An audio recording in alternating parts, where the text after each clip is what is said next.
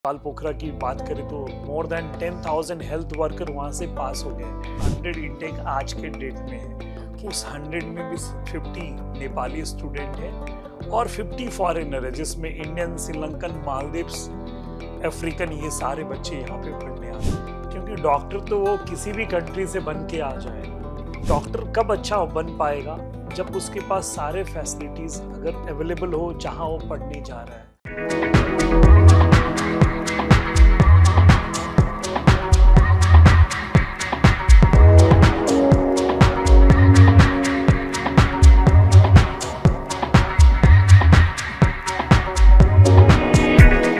नमस्कार दोस्तों, story makers के इस नए एपिसोड में आप सबका बहुत बहुत स्वागत है।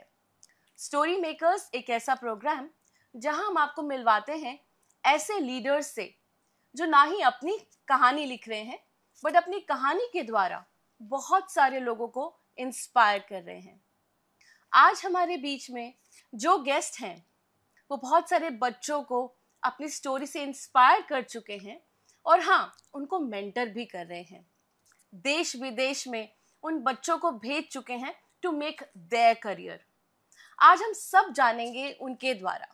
आइए मिलते हैं सुदीप कुमार नायक जी से, जो कि फाउंडर एंड प्रेसिडेंट हैं WRC नेपाल और he is also the international admission head for Nepal Manipal college of medical sciences.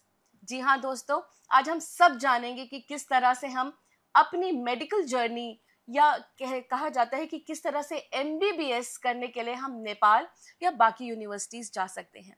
आपका बहुत बहुत स्वागत है सुदीप जी, इट्स सच अ प्लेजर। तो मैं सबसे पहले जानना चाहूंगी कि आपको यहाँ दिल्ली आके कैसा लग रहा है, यहाँ का वेदर, और आप नेपाल से आए इतने खूबसूरत वेदर से, तो आपको आज कैसा लग रहा है यहाँ आके? हालांकि नेपाल से अगर हम लोग बात करें, अगर स्पेशली काठमांडू से बात करें, थोड़ा तो गर्मी है, बट नेपाल और इंडिया में ज़्यादा फर्क नहीं है। अगर हम लोग नेपाल के बहुत सारे पार्ट, जनकपुर हो गए, विराटनगर, बीरगंज, ये डिफरेंट सिटी में अगर हम लोग देखते हैं तो सेम दिल्ली जैसा ही वेदर है। इसलिए मुझे यहाँ के उतना ज़्यादा अलग कंट्री में जैसे गया वैसा फील नहीं हुआ। और दूसरा, जैसे एक दूसरे घर पे जा रहा हूँ मैं, सोचो यहाँ आने के लिए ना तो मुझे पासपोर्ट की ज़रूरत पड़ी, ना तो वीज़ा की ज़रूरत हुई। यहाँ आने के बाद वही खाना खा रहा हूँ जो मैं घर से खा के आया था। मीन्स एक दूसरे घर में आ रहा हूँ, मेरे लिए कोई अलग दूसरे कंट्री में आया जैसे मुझे फील नहीं हुआ। हालांकि गर्मी तो है यहाँ थोड़ा ज़्यादा, जो एडजस्ट कर सकते हैं हम। एग्जैक्टली, तो you feel like a home. True, it's a second home, I can tell. Wonderful. Sudeep ji, मैं जानती हूँ कि आपने अपनी लाइफ में बहुत कुछ पाया है, we have known your story, लेकिन आज मैं सबसे स्पेसिफिकली बात करना चाहती हूँ स्टूडेंट्स के लिए, क्योंकि ये हमारा एक स्टूडेंट स्पेसिफिक ही प्रोग्राम है।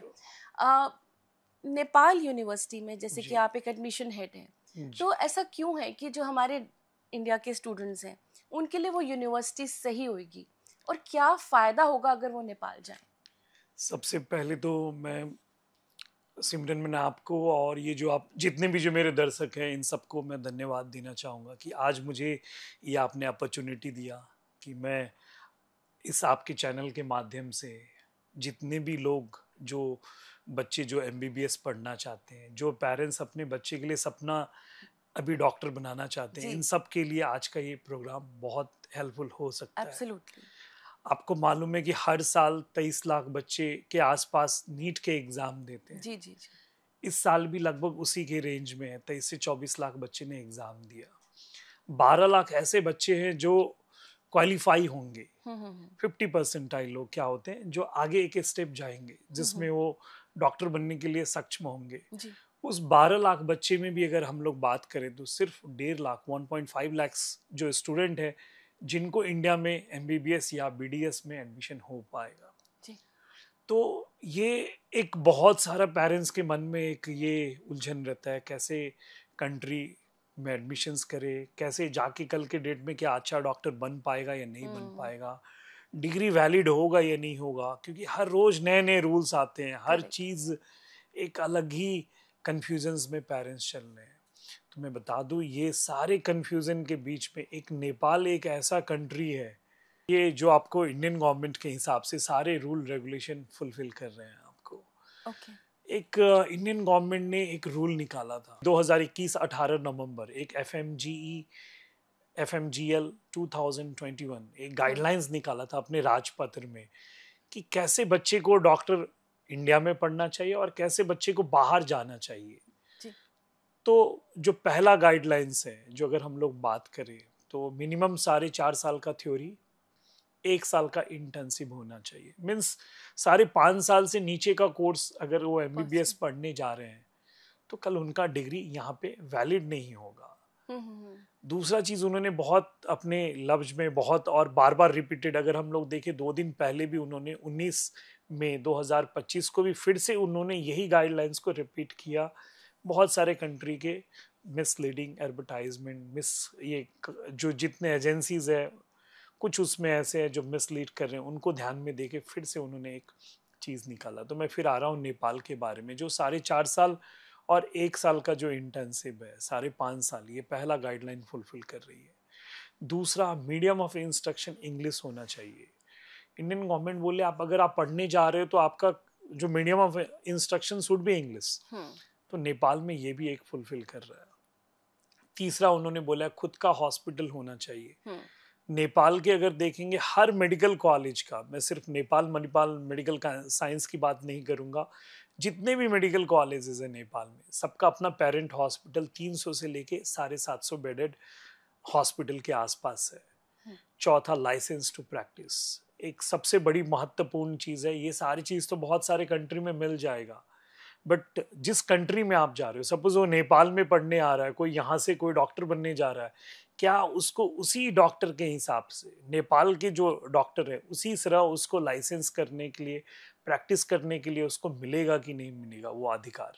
तो नेपाल गवर्नमेंट ने बहुत क्लियर कर दिया अपने गाइडलाइंस में। 10 नवंबर 2024 अगर हम देखें NMC के गाइडलाइंस, नेपाल मेडिकल काउंसिल, अगर हम लोग आज भी उनके वेबसाइट में जाएंगे www.nmc.org.np, तो उनके 10 नवंबर के नोटिस में उनको वो गाइडलाइंस मिलेगा। तो ये सबसे महत्वपूर्ण चीज है जो बाकी कंट्री में उतने क्लियरिटी के साथ नहीं है जो नेपाल में है। इसीलिए नेपाल एक इंडियन बच्चे के लिए, एक भारतीय बच्चे जो डॉक्टर बनना चाहते हैं उनके लिए दूसरा होम हो सकता है।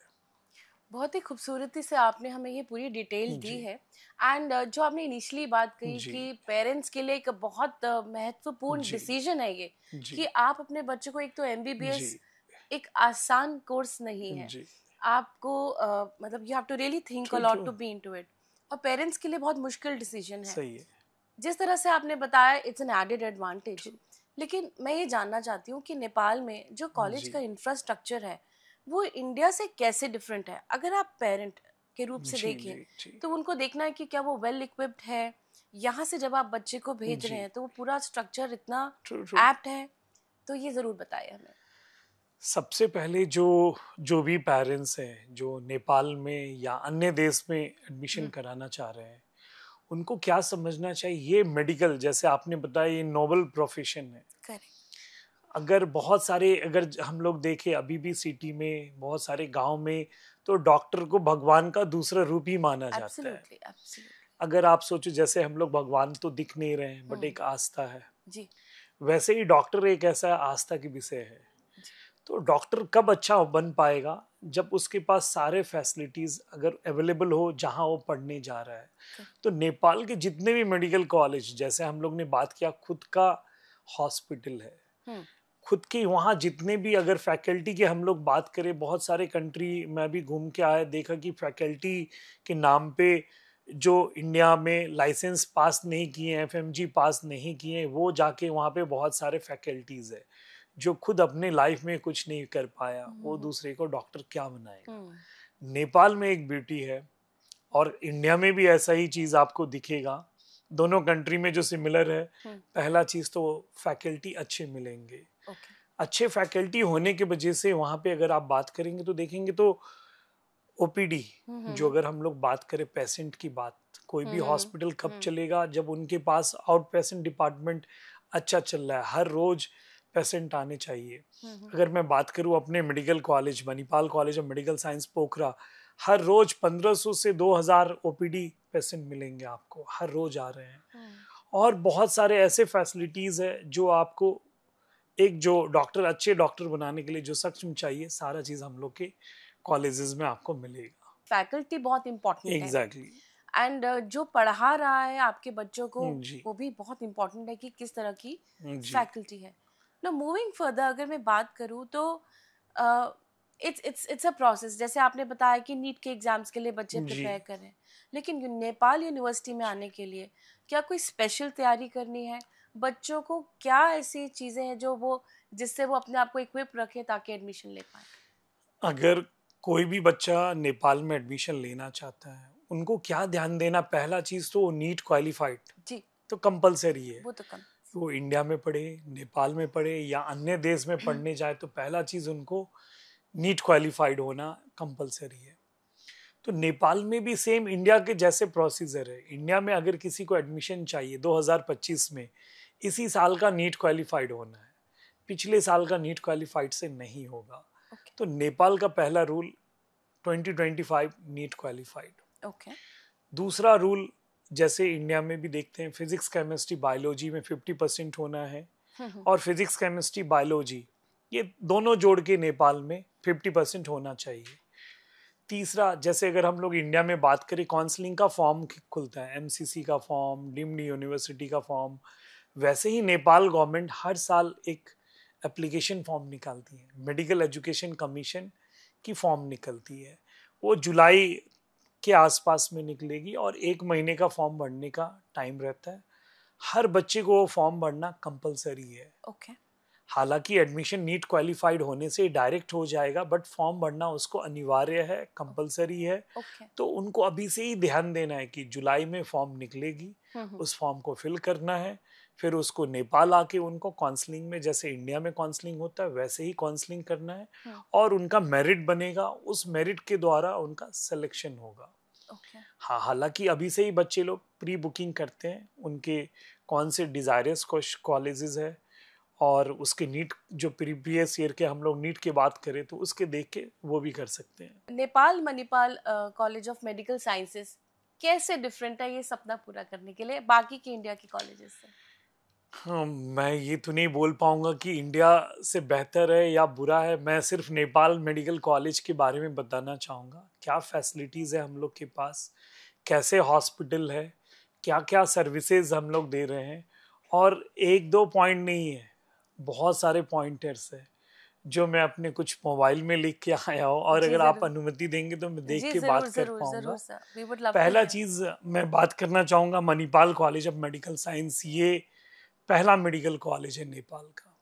1994 में ये एस्टैब्लिश हुआ। जो इंडिया मणिपाल ग्रुप है, उन्होंने ही जाके वहाँ पे एस्टैब्लिश किया इन नेपाल गवर्नमेंट के साथ मिलके, और ये पहला मेडिकल कॉलेज है। उसके बाद आज के डेट में, हालांकि ये नेपाल बिजनेस हाउस, बतास ग्रुप, नारायण श्रेष्ठ जी है, शांता सर है, आनंद सर है, बतास सर है, ये सब अभी आज के डेट में है। बट जो फाउंडेशन जो लेड हुआ 1994 में, वो आपको मणिपाल जो उडुपी कैंपस है उनके द्वारा हुआ। उस टाइम में ही उनका विजन क्लियर था कि इनको वर्ल्ड क्लास इंफ्रास्ट्रक्चर बनाना है। और उन्होंने लोकेशन भी बहुत ही सुंदर चूज किया, पोखरा, जो अगर आप नेट में देखते हैं तो एक मिनी स्विट्जरलैंड नेपाल का माना जाता है। एक सुंदर शांत सा शहर, जहां आप देखेंगे पॉल्यूशन भी नहीं है, लेक से बड़ा हुआ है, माउंटेन हिमालयन भी बाजू में दिख रहा है, और टेम्परेचर भी वैसा नहीं है कि माइनस में कभी जाएगा। तो सब कुछ एक देखेंगे, अगर जो किसी का जो रहने का रहता है ना डेस्टिनेशन, तो पोखरा जैसे शहर में ये Manipal college of medical science Pokhara वहाँ पे अवस्थित है। उसमें भी इनका 2 कैंपस उन्होंने पहले ही सोच के बनाया। एक दीप कैंपस जो फर्स्ट ईयर सेकेंड ईयर वाले बच्चे को ध्यान में देके, जहाँ बेसिक साइंस की पढ़ाई होगी, बच्चे को वहाँ पे जो 3rd ईयर 4th ईयर से कोई नहीं रहेगा, जो हॉस्पिटल से दूर रखा जाएगा, वो फुल टाइम वहीं पे पढ़ सकते हैं। उनके क्लासरूम, उनके लाइब्रेरी, वहाँ के मेस, सब कुछ अगर बात करें तो अंदर ही है वहाँ पे। तो ये उन्होंने उस टाइम में ही विजन बनाया था। और दूसरा अगर हम लोग बात करें तो मणिपाल टीचिंग हॉस्पिटल, जहाँ 3rd ईयर 4th ईयर की पढ़ाई होगी।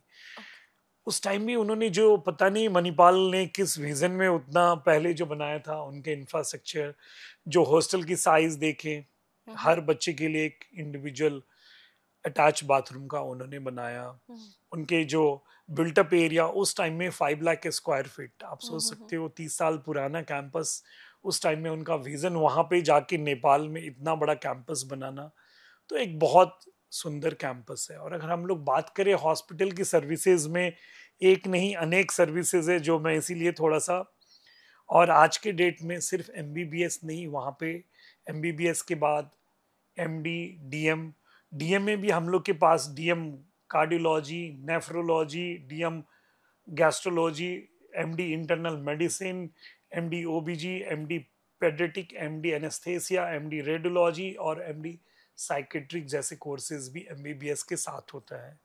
साथ ही साथ हम लोग अगर हॉस्पिटल के सर्विसेज की बात करें हम लोग, तो आज के डेट में हम लोग के पास जनरल मेडिकल मेडिसिन सर्विसेज है, कार्डियो सर्विसेज है, nephrology with hemodialysis and petrological diagnosis services है, पल्मोनोलॉजी है, गैस्ट्रोलॉजी है, लैप्रोस्कोपिक सर्जरी वहाँ पे होती है आपको, न्यूरो सर्जरी वहाँ पे होती है।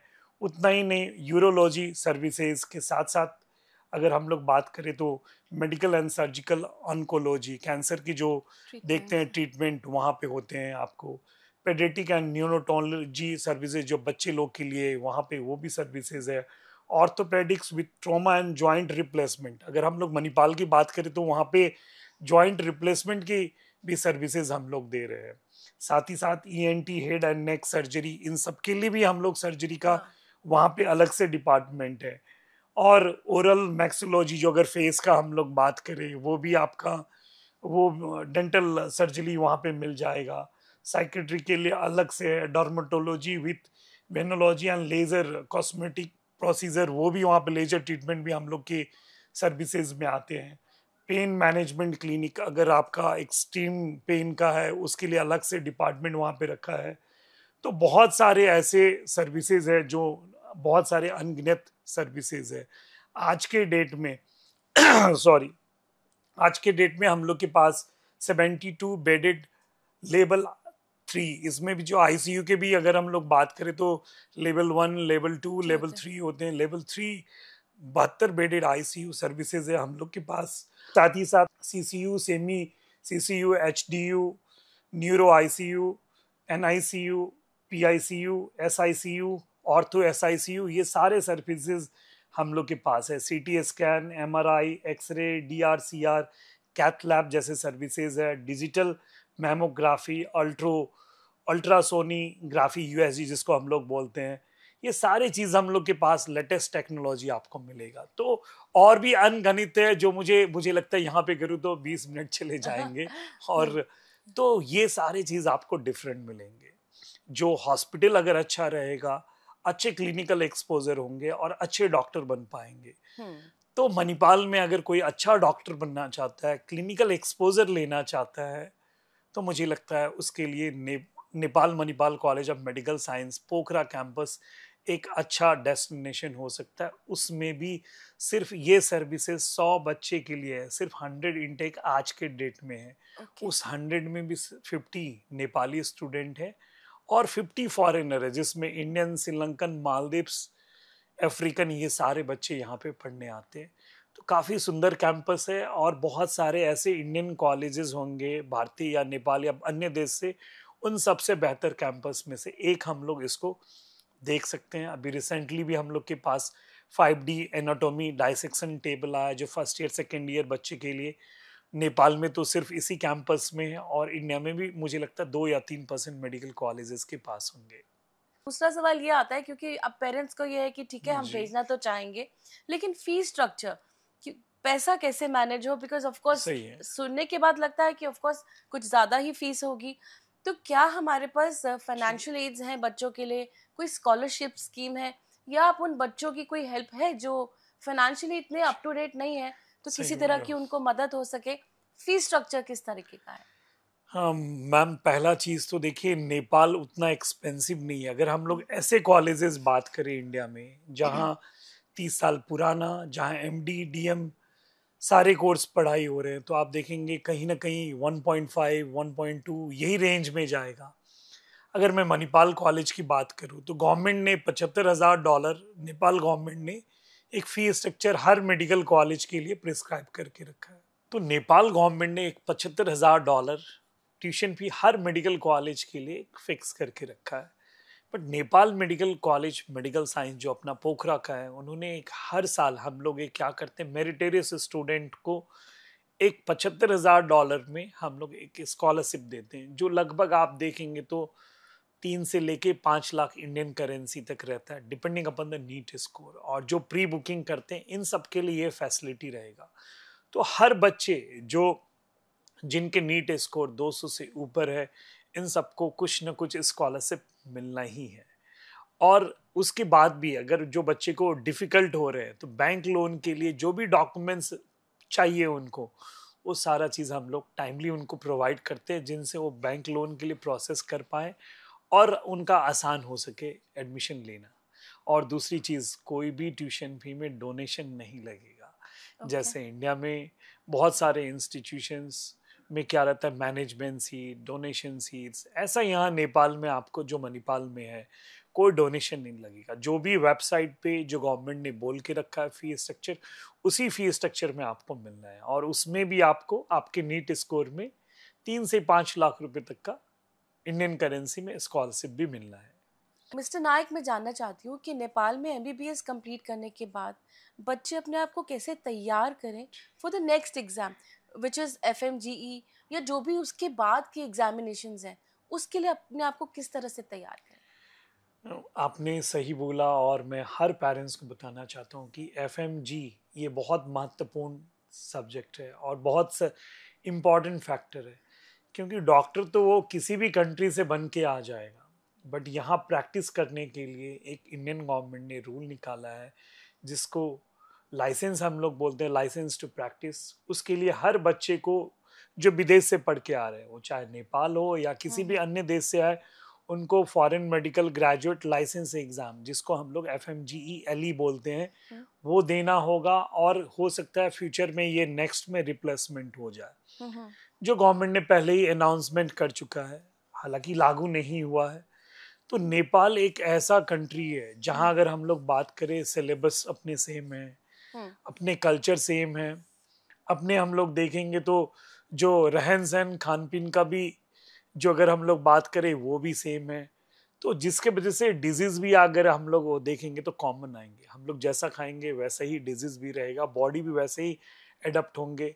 नेपाल में जो मेडिसिन, इंडिया में अगर हम लोग जो ट्रेड नेम ऑफ मेडिसिन है, वही trade name of medicine Nepal में भी है। बहुत सारे ऐसे कंट्री में बच्चे को यहाँ के डिक्शनरी का सहारा लेना पड़ता है, मेडिकल डिक्शनरी, वो नेपाल में नहीं जरूरत होगा। तो ये सारी चीज अगर हम लोग बात करें तो उसको FMGA के लिए बहुत मदद करती है। तो नेपाल से अगर आज के डेट में कोई भी बच्चा पास, जिस दिन से नीट का आपको ये लागू हुआ यहाँ पे, अगर कोई बच्चा रेगुलर पास कर ले नेपाल में, तो उसको कोई कोचिंग की जरूरत नहीं पड़ेगी, वो इंडिया में डायरेक्ट आके पास कर सकता है। कहाँ जरूरत पड़ती है FMG प्रिपरेशन का, जहाँ ये सब चीज नहीं है, डे 1 से बच्चे को FMG का प्रिपरेशन कराया जाता है।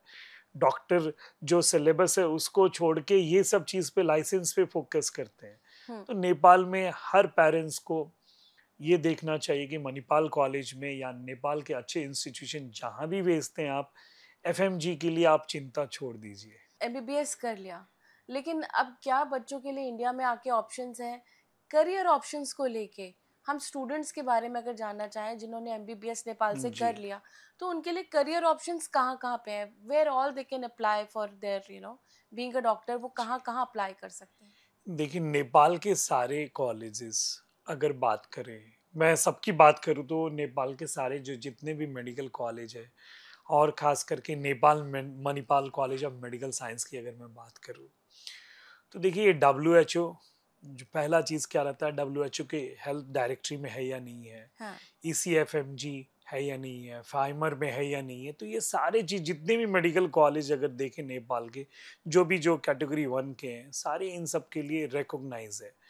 वो इंडिया में भी प्रैक्टिस कर सकता है, यूएसएमली का एग्जाम देके अमेरिका में यूएसए में भी जाके काम कर सकता है। और बहुत सारे ऐसे सक्सेस स्टोरीज है जो आपको दिखेगा। नेपाल पोखरा की बात करें तो मोर देन 10,000 हेल्थ वर्कर वहां से पास हो गए।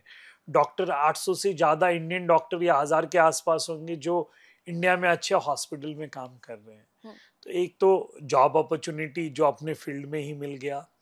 फर्दर वो एलिजिबल है कि कल के डेट में फर्दर स्टडीज कर पाए, एमडीएमएस कर पाए, डीएम कर पाए। नेपाल में भी कर सकता है, सर्टेन रूल रेगुलेशंस है उसको फुलफिल करके। दूसरा, इंडिया में भी वो प्रैक्टिस कर सकता है, फर्दर री एजुकेशन के लिए जा सकता है और अदर कंट्री में भी उसके पास बहुत सारे अपॉर्चुनिटी खुल गए। बट इन सबसे पहले एफएमजी लाइसेंस को पास करना होगा, जो नेपाल से पढ़ने के बाद आसान है। बिसाइड्स दी नेपाल मेडिकल साइंस कॉलेज का, नायक जी आप एक मेंटर हैं, बहुत सारे बच्चों को फॉरेन स्टडीज के लिए आप काउंसिल भी कर चुके हैं, काफ़ी स्टूडेंट से मिलते हैं। डेफिनेटली आप नेपाल से हैं तो आपको लगेगा कि बच्चों को मैं नेपाल ही बुलाऊं। लेकिन अभी यहाँ पे मैं बात करना चाहती हूँ उन स्टूडेंट्स को लेके जिनके लिए एक बहुत बड़ा सपना है, क्योंकि जैसे हमने बात करी डॉक्टर बनना एक नोबल प्रोफेशन है और बचपन से ही आपके मन में पेरेंट्स का सपना होता है, बच्चों का होता है। तो आज आपकी वो एडवाइस उन बच्चों के लिए एज अ मेंटर क्या होगी कि वो अपनी इस जर्नी की शुरुआत कैसे, किस तरह से करें, अपने मानसिक संतुलन कैसे बनाए रखें, वो एक एडवाइस फ्रॉम द मेंटर क्या होगी? कि अगर आप डॉक्टर बनाना चाहते हैं अपने बच्चे को, तो पहला चीज आप अपने बच्चे को देखिए क्या सही में वो डॉक्टर बनने का कैपेबल है या नहीं। आप उसको जबरदस्ती फोर्स नहीं करिए। उसके फिजिक्स, केमिस्ट्री, बायोलॉजी जो 12th में मार्क्स कैसा है, उनके नीट में स्कोर कैसे हैं, वो डिजायरस है कि नहीं आगे फर्दर हार्ड वर्किंग करने के लिए, उसका राइटिंग स्पीड कितना है, मेमोरी करने का कैपेबिलिटी कितना है, इन सबको ध्यान दे के आप डिसीजन ले कि उसको डॉक्टर बनाना चाहिए या नहीं चाहिए। ये नहीं कि कल जाके वो स्ट्रगल करे। ये लंबा जर्नी है, 10 साल का जर्नी है। MBBS पढ़ेंगे, फिर इंटर्नशिप करेंगे, फिर आपको MD-MS करेंगे, फिर जाके उनको कहीं अच्छा जॉब मिल पाएगा। तो ये लंबा जर्नी है, बहुत सारे अभी भी डिसीजन ले सकते हैं। तो ये चीज़ उनको ध्यान देना है। दूसरा चीज़ उनको ध्यान देना, जहाँ भी भेज रहे हैं, जिस कंट्री में भी भेज रहे हैं, क्या उस कंट्री वो NMC जो गाइडलाइंस जो इंडियन गवर्नमेंट बार बार अपने नोटिफिकेशन में निकाल रहे हैं कि बच्चे सावधान, गार्जियन सावधान, वो FMG NMC के गाइडलाइंस फुलफिल कर रहे हैं नहीं कर रहे हैं। क्योंकि गवर्नमेंट एकदम क्लियर है इस बार कि अगर 2021 के बाद जितने भी बच्चे जा रहे हैं उसको NMC गाइडलाइंस फुलफिल करना होगा। उनके तहत ही आप अपने कॉलेज चूज करिए, नहीं करेंगे तो यहाँ पे आपको प्रैक्टिस करने नहीं देंगे। दूसरा चीज वो पेरेंट्स को ध्यान देना चाहिए। तीसरा, कैसे इंस्टीट्यूशंस में भेज रहे हैं, कौन उसको रन कर रहा है, उनके प्रमोटर्स देखिए, क्या प्रमोटर्स वेल एजुकेटेड, उनका जो बैकग्राउंड अच्छा है या नहीं है, क्या वहां जाने के बाद बच्चे को अच्छे फैकल्टी मिलेंगे या नहीं मिलेंगे, क्लिनिकल एक्सपोजर का वो फैसिलिटीज मिलेगा कि नहीं मिलेगा, उनको रहने में दिक्कत तो नहीं आएगी, खाने में पैसे तो नहीं बचाया जाएगा, ये भी उनको ध्यान देना है। और किन से सर्विस ले रहे हैं, ये भी बहुत इंपॉर्टेंट चीज। और चौथा, फाइनेंशियली जो सबसे इम्पोर्टेंट चीज है। तो फाइनेंशियली उनको देखना है अपना बजट क्या हो रहा है, उसी बजट में एक अच्छा देखना है। मैं अभी आपके शो के माध्यम से आपको बता दूं, अगर जिस बच्चे के पास, जैसे हम लोग ने बताया मणिपाल में अगर टोटल कॉस्ट देख रहे हैं $75,000, फिर स्कॉलरशिप, ये सब करके लगभग 68 to 70 lakhs के आसपास आ रहा है। अगर उनके पास उतने पैसे नहीं है, उसी के थोड़े आप देखेंगे तो लगभग 50% में पोखरा मणिपाल, जो Nepal Manipal college of medical science और एक और कैंपस है देवदाहा मेडिकल कॉलेज, उन्होंने और हम लोग सब मिलके जॉइंटली एक हम लोग ने प्रोजेक्ट स्टार्ट किया है किर्गिस्तान में, जो मैं अगले शो में आपसे बात करूंगा। जहाँ जो बच्चे जाएंगे, वहाँ जो पढ़ने जाएंगे, उनको जो एकेडमिक और जो प्रैक्टिकल, जो क्लिनिकल, जो छुट्टी में यहाँ के वैकेशंस में करेंगे, ये हम लोग के कैंपस में कर सकते हैं। और पूरा क्लिनिकल हम लोग, और उसके 50% के कॉस्ट में, तो दोनों फैसिलिटी मिल जाएगा। तो ये चीज़ सब ध्यान दे के पेरेंट्स को डिसीजन लेना चाहिए कि अपने बजट, गाइडलाइंस और सुरक्षित है कि नहीं, ये ध्यान देना चाहिए। Thank you so very much. आपने कितने अच्छे से समराइज किया। ये एडवाइस बहुत इंपॉर्टेंट थी हमारे उन पेरेंट्स और उन बच्चों के लिए। I am so thankful mister Nayak कि आपने ये अपना वक्त निकाला। You come all the way from Nepal और हमें हमारे इंडिया के इन बच्चों को आपने ये सारी गाइडलाइंस दी एंड आई एम श्योर उनकी जर्नी और आसान हो जाएगी। Thank you so much for being here on the show. Thank you. And my dear friends, जैसे कि मैंने कहा कि आज के इस एपिसोड को बहुत गौर से देखिएगा, क्योंकि यहाँ पे आपको आपकी मेडिकल साइंस की जर्नी कितनी आसान होती दिख जाएगी। आपको ये पता चल चुका है कि Nepal Manipal college of medical science में कितनी अच्छी अपॉर्चुनिटी है, best infrastructure and so many facilities. आप अपने बच्चे को बिना सोचे भेज सकते हैं एंड फाइनेंशियल एड्स, सब कुछ वहाँ पे फैसिलिटी मिल रही है। यहाँ मैं सिमरन आज आपको बाय कहना चाहती हूँ with a thought, please think about your children's future, send them to the right universities. यहाँ पे thank you so very much, stay blessed and stay happy.